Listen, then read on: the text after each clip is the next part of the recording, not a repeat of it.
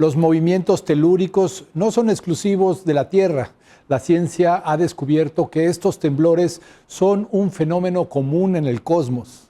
Un ejemplo sorprendente es Marte, donde se detectó un terremoto de magnitud 5 en 2022, el más grande jamás registrado fuera de nuestro planeta.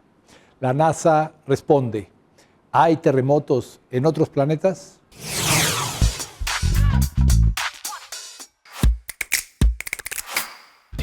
Yes, definitely.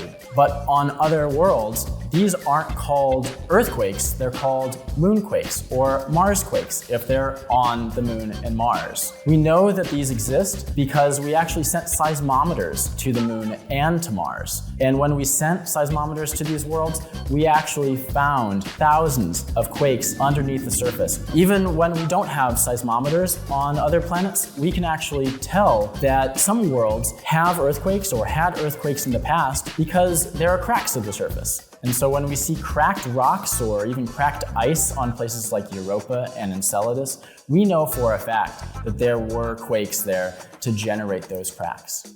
Quakes of all sizes are really interesting, and they can tell us a lot about the inside of a planet. Bigger earthquakes, bigger Marsquakes, and bigger moonquakes can tell us about really deep processes and features on these planets. Now, recently, we've discovered that the moon also has a small liquid core surrounding its solid core, and we've also discovered, thanks to NASA InSight, that the Mars core is actually larger than we initially thought, which means it's actually less dense, which is a really interesting science puzzle. So understanding the interior of other worlds will help us understand how our own world, the Earth, evolved. So are there earthquakes on other planets?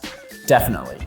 Moonquakes, Marsquakes, and possibly one day we'll be able to send seismometers elsewhere to record Europa quakes and Enceladus quakes and beyond.